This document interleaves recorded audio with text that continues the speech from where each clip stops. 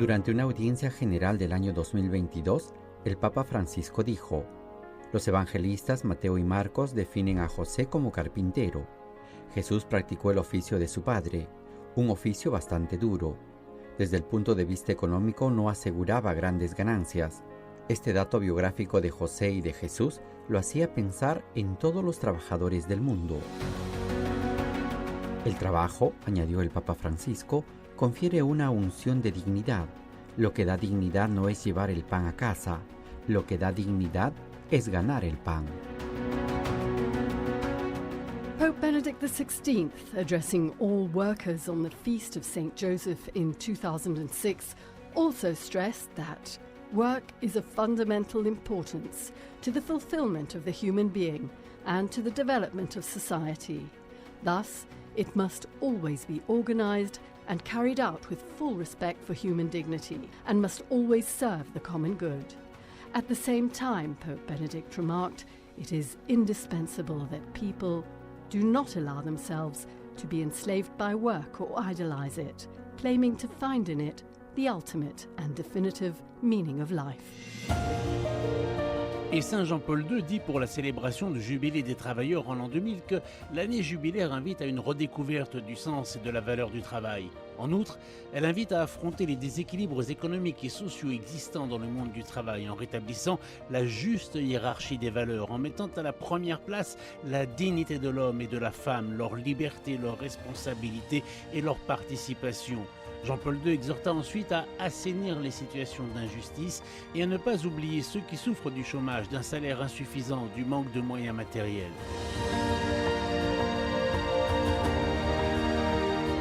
Preghiamo perché attraverso il lavoro ogni persona si realizzi, le famiglie si mantengano con dignità e la società possa divenire più umana.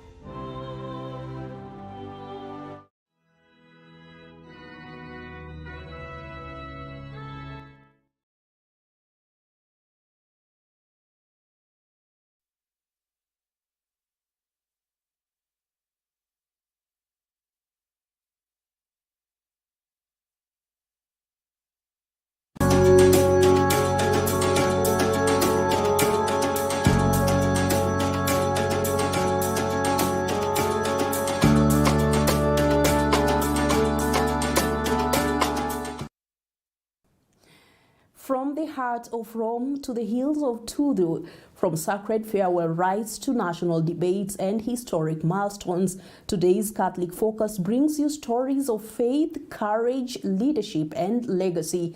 Warm greetings and welcome to the May 27th edition of Catholic Focus. I'm Asasha Elizabeth. And I'm Jas Martin with the sign language interpretation by Eric Maluki.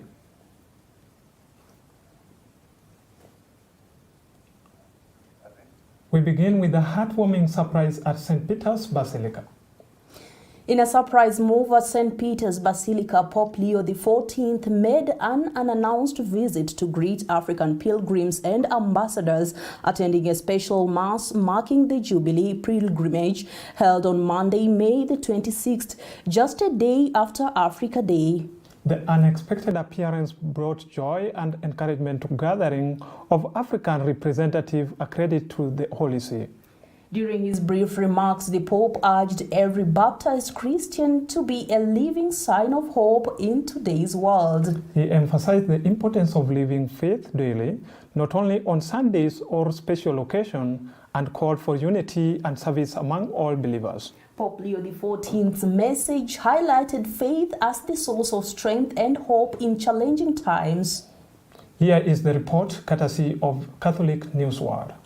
Pope Leo XIV made a surprise appearance at a Holy Mass that was celebrated in St. Peter's Basilica on Monday, May 26th, in the afternoon for ambassadors of African nations who are accredited to the Holy See, along with several people taking part in the Jubilee pilgrimage. The Mass was held a day after the 62nd Africa Day, and Pope Leo XIV made an unannounced appearance to greet the delegations. Good afternoon to all of you, especially to the representatives. Welcome you, of course, to Rome, to the Vatican, to St. Peter's Basilica, and to join you very briefly in this Jubilee pilgrimage during this holy year, a year which inspires us all and invites us all to look for hope, but to be signs of hope. How important it is that each and every baptized person feel himself or herself called by God to be a sign of hope in the world today. It is our faith that gives us strength. It is our faith that enables us to see the light of Jesus Christ in our lives and to understand how important it is. He continued how important it is to live our faith, not only on Sundays, not only during a pilgrimage, but each and every day. Absolutely, it is an amateur video, but the message of the pontiff is quite clear. Just we live as pilgrims of hope, not just going to church every Sunday, only to make for appearance. It should be an everyday thing, actually. Absolutely, yes. yeah, that's right. All right, moving forward. The Catholic Diocese of Eldoret is preparing to bid a solemn farewell to Reverend Father Alois Cheruiyot-Bett, whose life was tragically cut short in a bandit attack in Tot area of Elgeyo-Marakwet County. His burial is scheduled for Tuesday, June the 3rd, 2025 at Holy Family Parish, Olele Souls, located in the Nandi Pastoral Region. Here is a report by Maureen Kimani on how the community is coming to terms with the loss.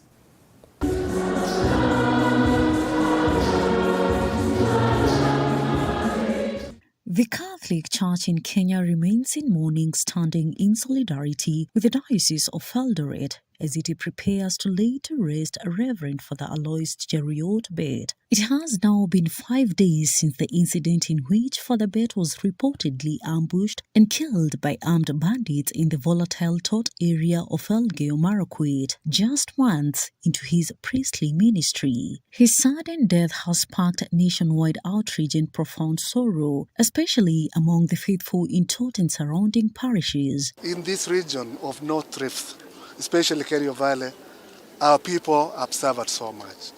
And by the life, or with the life of this priest, we are all saying that let this be the end of the violence we are seeing in Kerio Valley. In response to the attack, the Catholic Church has called on the government to take swift action and ensure the perpetrators are arrested and brought to justice. And we are appealing, as it has been said here, to the government to rise to the occasion and truly bring order. Because if we let these people go, the killers, then we are promoting the culture of impunity.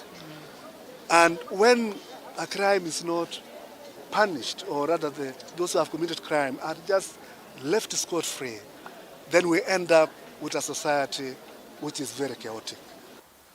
I beg to tell our government that if no serious action will be taken against this crime, then just know that they will now know and they will have the courage to slaughter the church ministers like gods. Bishop Dominic Kimengich of the Catholic Diocese of Eldoret urged Kenyans to uphold respect for the sanctity of life and called on Christians to remain united during this difficult time. Let this really help us to reflect as a Kenyan society how we, I would say, we have really gone low in the sense that it seems life now doesn't matter. And maybe God allowed this to happen so that we understand that every life matters, even those of the children, those of the mothers, the people of Kerio Valley, and the people of Kenya. Other local leaders have also echoed the bishop's sentiments, demanding accountability and improved security in the region. Nobody would have ever imagined that a priest would be killed, and not just a priest on his own daily routine, but actually on duty, having or attending to our congregants, our faithfuls in Jumuiya. Amepanda mulima ameenda kabisa. That was painful. We will bring it to a close, and that the innocent blood of Father Bett will be the last of the drop of any innocent blood within the region, and that region will know peace, and that development will then be achieved in that region. The same God that Alois served is the same God that will reveal the criminals. As the country, and especially the faithful in the Diocese of Eldoret, wait to see justice served, the Catholic community continues to grieve the loss of a devoted servant of God. Reporting for Catholic Focus, Maureen Kimani.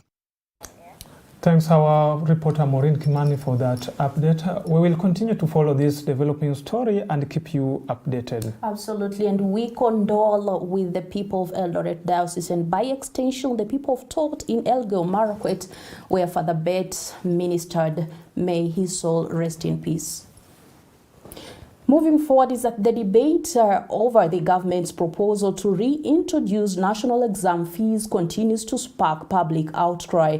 In Kakamega County, Shinyalu Member of Parliament Fred Ikana has termed the move oppressive, particularly to children from underprivileged backgrounds. Our reporter Susan Bulemi has more from Shamiloli Primary School, where the MP made the remarks during bursary issuance event. At Shamiloli Primary School in Shinyalu constituency, hundreds of students and parents gathered for a bursary distribution event, hopeful for support amid rising education costs. But beneath the celebrations, concern looms over the government's plan to reintroduce national examination fees from next year. Yes, sasa. Yes. Na 2027. Yes. Shinyalu MP Fred Ikana was forthright in his remarks, calling the proposal punitive and discriminatory to learners from humble backgrounds. Ya kwamba Wakenya wamesema wale wengi ambao wataadhirika watakuwa nyinyi maskini, watakuwa nyinyi msiojiweza kulipia watoto pesa ya mtihani, na hakuna haja mtoto akae shuleni miaka 4 na akose kufanya mtihani. The legislator appealed directly to President William Ruto, urging him to shelve the plan in favor of more inclusive solutions.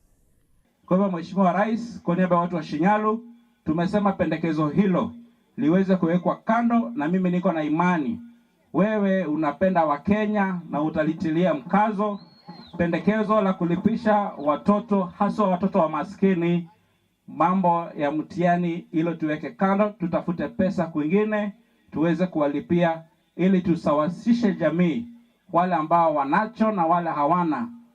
Ifike wakati wote waambatane, tuweze kusonga mbele pamoja kama jamii ya Wanakenya. Ikana emphasized that education must remain accessible to all Kenyan children, regardless of their economic background. Shiswa Secondary School, wapo hawapo? The MP also turned his focus to a long-standing land dispute at Vikutsa Primary School, a case that has dragged through the courts for over a decade, paralyzing development. Kumekuwa na mzozo wa ardhi katika shule hiyo, na huo mzozo umekaa kotini zaidi ya mwongo mmoja. Hiyo ni zaidi ya miaka 10. Mimi kama kiongozi wenu nimekuwa na kila nia ya kusaidia shule hiyo, lakini nimepata vizingiti kwa ajili ya swala la makesi kulingana na utata wa shamba wa hiyo shule. Lakini nitangaze hapa rasmi ya kwamba nimejitolea, nitafanya juu chini kama kiongozi aliyechaguliwa kwa wingi wa kura na watu wa Shinyalu, kuhakikisha watu wa jamii ya Vikutsa wameweza kupata ustaarabu kupitia kwa hiyo shule, na nitatumia njia zote na mbinu zote kuhakikisha tumetatua ule mzozo uko hapo. The leader pledged to convene a stakeholders meeting next week, bringing together legal, community, and education leaders to find a lasting solution. Tukae chini na community ili kuchukua mwelekeo wa kuhakikisha tunatatua swala la Vikutsa once and for all. Kama kuna vizingiti vya kisheria, sisi ndio watunga sheria. Kama kuna maswala ya kutumia fedha ambazo ziko na zinapeanwa na serikali, sio fedha zangu, ni fedha zenu nyinyi.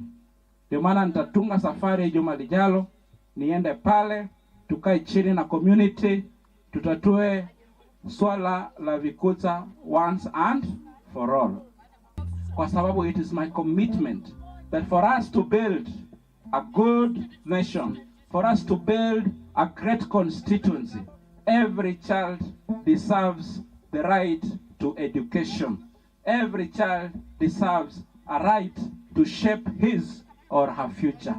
As debate rages nationally over education equity, ICANA's position reflects growing calls from the grassroots to protect the dreams of every Kenyan child, especially the most vulnerable.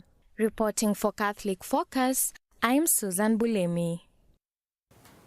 Thank you very much, Susan Bulemi. Now, it was a grand triple celebration at the prestigious National Defense College in Miotoni, Nairobi, a day marked by history, honor, and academic excellence. Today, the college is hosted a momentous tripartite event. First, it's celebrating 25 years since its establishment in 1994, an idea first mooted in 1992 by the late General Tonje. Second, it commemorates 25 years since its relocation to Miotoni campus, which now stands on grounds formerly occupied by the National Intelligence Service. And third, the occasion marks the graduation course 2024-2025, made up of 65 distinguished participants drawn from Kenyan security, public and allied international institutions. Now, graced by Her Excellency, the First Lady of the Republic of Kenya, Rachel Ruto, the event also brought together top military brass, including the Chief and Vice Chief of Defense Forces, service commanders, generals, diplomats, and the Military Wives Association of Kenya. In a powerful valedictory address, participant Chibole Adanje from the Kenya Revenue Authority underscored the college's strides in gender inclusion, policy thinking, and in critical role in shaping strategic national security minds. The cohort leaves behind a legacy of intellectual contribution, having published 2 newsletters, a scholarly journal, and 66 service papers. The college now under the National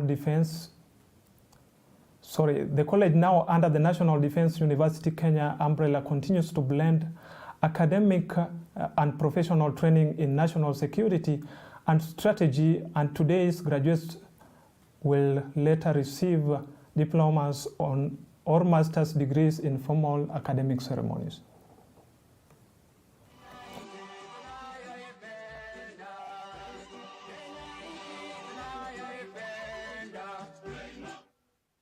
The National Defense College is a premier military institution that offers a blended curriculum comprising both professional and academic components.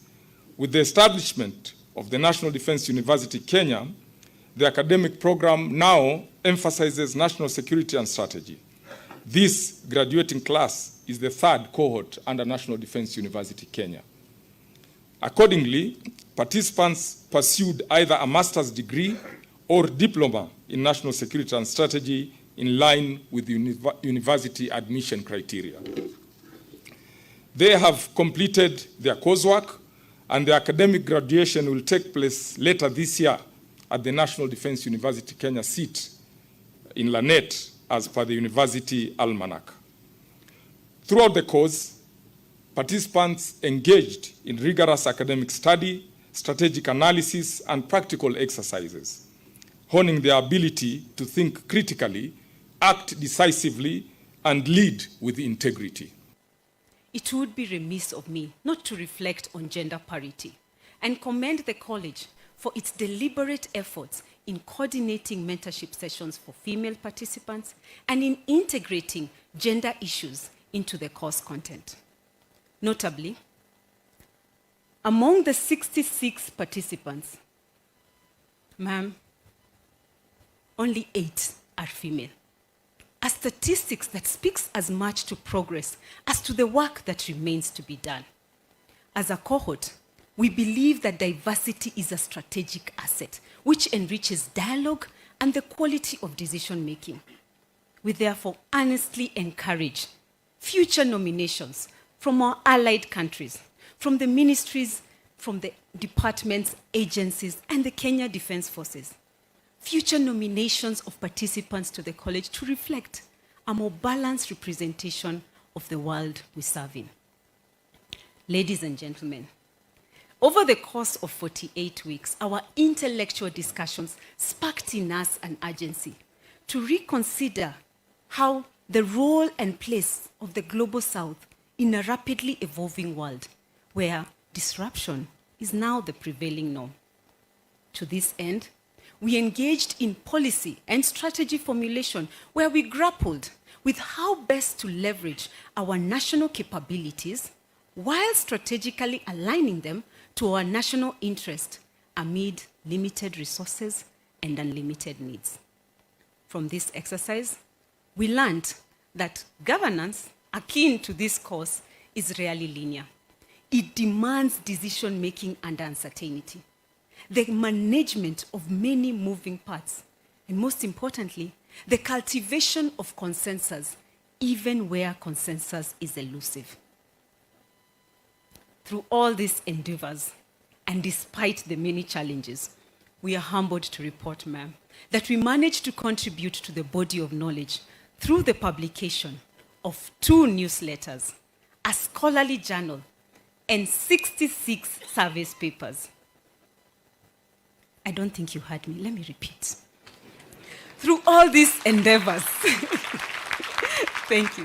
Through all these endeavors, we managed to contribute to the body of knowledge through the publication of 2 newsletters, a scholarly journal, and 66 service papers, each reflecting a holistic approach to security and governance.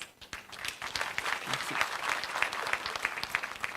Now, all these achievements and experiences would not have been possible were it not for the unwavering support of the leadership of Ministry of Defense, the Office of the National Security Advisor, the leadership of Kenya Defence Forces, and that of the National Defence College, to whom we are forever indebted. Well, congratulations to the new graduates. That was such a remarkable contribution to the pool of existing knowledge. And that was Valedictorian Chibole Andanje, who was a participant and who spoke earlier. Before her was Lieutenant General Juma Munyikai, who is the commandant of the National Defence College. And just for clarification, the NDC was marking 27 years since establishment in 1994. And the 66 distinguished participants took part in this training drawn from different Kenya security, public and allied international institutions. Moving forward from that story is that when Kenya grappling with an alarming rise in gender-based violence and femicide cases, government officials in Kitui County, including chiefs and assistants, have been called upon to step up in their role in protecting communities, I beg your pardon. County Commissioner Kipchumba Ruto has expressed deep concerns over the growing number of GBV incidents, urging local leaders to strengthen their efforts in delivering services while actively combating crime and abuse. He highlighted the devastating impact of femicide and gender violence on families and communities, emphasizing that decisive action is needed now more than ever. The Commissioner vowed to support measures that ensure perpetrators are held accountable and warned that complacency among officials will not be tolerated as the county ramps up in to fight against insecurity and social injustices. Take a look.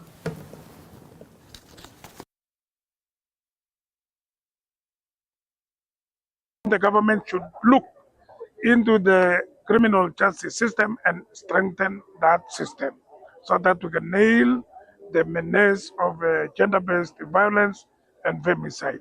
Secondly, Kitui is far and wide. It is very remote. We have chiefs, over 600 chiefs, and they are capable of reporting to the nearest police station.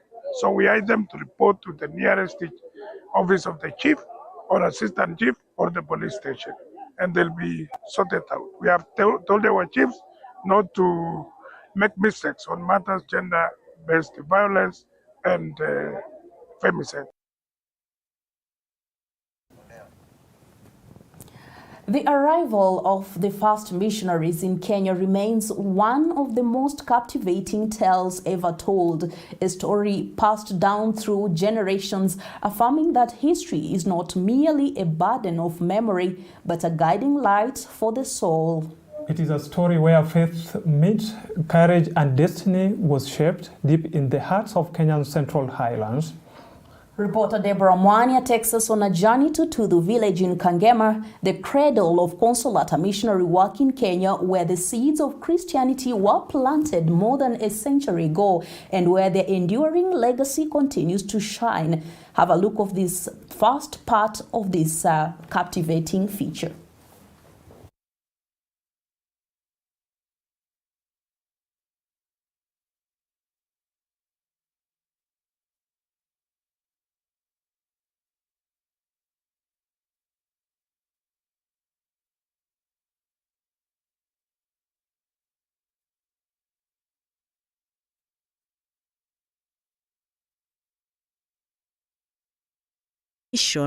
Marking the dawn.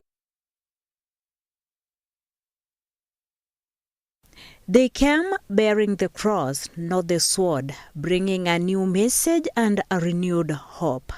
The village of Tuthu in Kankema constituency, Central Kenya, holds immense historical significance as the site where the Consolata missionaries established their first mission, marking the dawn of Christianity in this vast region and beyond. It's early morning as mist still lingers over the lush green islands of Kangema. The dust of history is stirred once again as Capuchin TV embarks on a journey to Tuthu, retracing the footsteps of their pioneer missionaries. Winding along meandering road, we marvel at the scenic beauty of the islands, the Aberdare ridges stretching gracefully in the distance. We make occasional stops to capture the breathtaking landscape. Lush vegetation and rolling tea plantations blanket the hills, a testament to the thriving agrarian economy of the area. A place where nature speaks before people do. The story of the missionaries' arrival is narrated by 88-year-old Father Luigi Brabila, a Consolata priest who, despite his advanced age, carries vivid memories and shares with clarity the transformation brought by the missionaries' arrival. When they arrived, how was it? When they arrived from Naivasha with 3 days train through the Aberdares, through the Valley of Mashoya, and they came to this place. Having lived in Kenya for over 50 years, he serves as a living bridge between cultures and generations. Each year, thousands of Christians make pilgrimage to Tuthu to pray, reflect, and learn about the early missionaries who laid the foundation of the church in Kenya with courage, zeal, and unwavering faith. A priest regarded as a crossroad of 3 eras, past, present, and future. The camp of Karori was on the other side, and he gave them this place to plant tents. What's remarkable is his flawless command of Kikuyu, seamlessly weaving proverbs and idioms, often with greater ease than native speakers.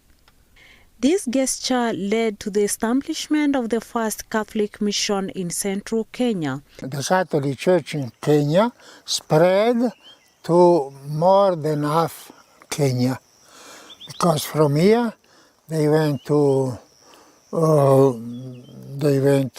Meru. From Meru they went to Marsabit.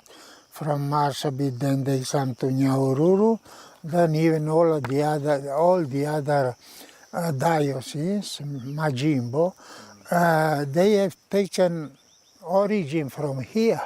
It was the early 1900s. Railway construction in Naivasha was underway, along with the arrival of Indians recruited to work under the British colonial government, but the circumstances were harsh. They were a reflection of human suffering in an era of change. Sensing a humanitarian need and perhaps an economic opportunity, Chief Karuri Gakure began transporting food supplies like cereals and vegetables from Tuthu to Naivasha. There in Naivasha, they had a lot of Indian workers, but they did not have food, proper food, because Naivasha was a Masai area. And therefore, Masai, they grew only cows and boozy, and they didn't have granaries. They started from here to make a caravan, even of 40, 60 people, carrying granaries, jahe, bembe, bocho, kilakitu. On the other way, coming back, he took cows and boozy and so on, and he became very rich with this exchange of food stuff.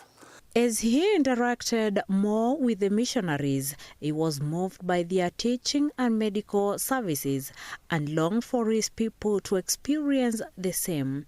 As a true leader of his people, he looked ahead and did not want his community to be left behind in life's transformation. He later met Father Filippo Palo, one of the first Consolata missionaries to arrive in Nairobi from Italy in 1902.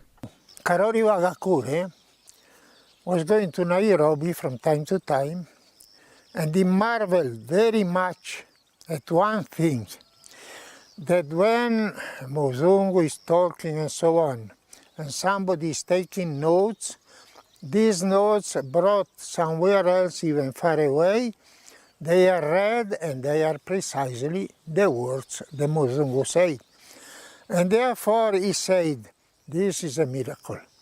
I want my children to learn how to write and read. And therefore, since this chief was going to Nairobi often, he was going to see Mbio wa Koinange or Yamokoro, they were always bothering the Holy Ghost Fathers. Karori was bothering the Holy Ghost Father to come and start a school in Tuzu. So our missionaries were suggested by the Holy Ghost, why don't you take the area of Kikuyu, but you can start in Tuzu.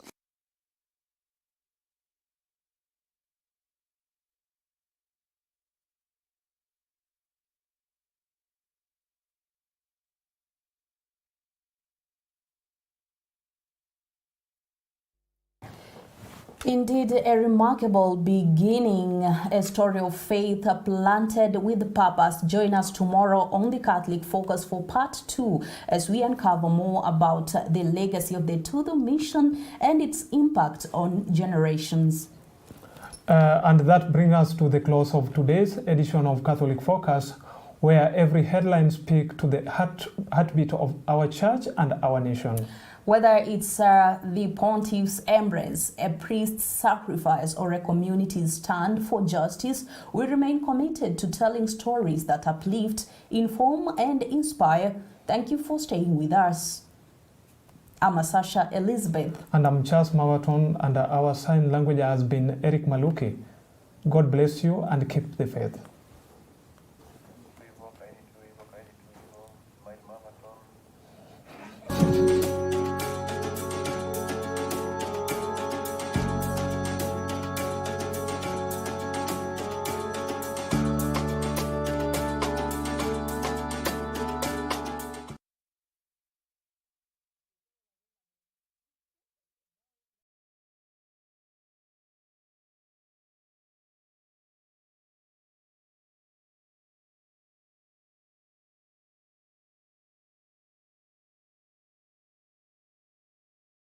You are watching Capuchin TV. For any complaints, comments, or compliments on our programming, you can either write to us on info@capuchintv.co.ke or you can call us directly on 0717 424 866. Your complaint shall be addressed within 7 days. Remember to keep a copy of your communication with us. Keep watching Capuchin TV, your Catholic identity.